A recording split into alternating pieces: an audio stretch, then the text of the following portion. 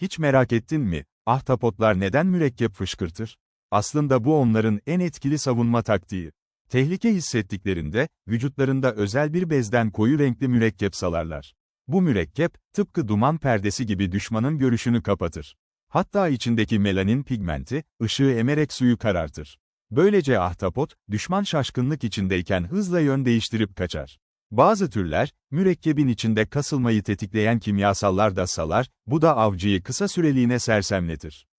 Yani, o siyah bulut sadece boya değil, tam bir hayatta kalma stratejisi. İzlediğiniz için teşekkürler. Diğer içeriklerimizi görmek için abone olun ve paylaşmayı unutmayın. Ayrıca yorum yaparak bize destek olun.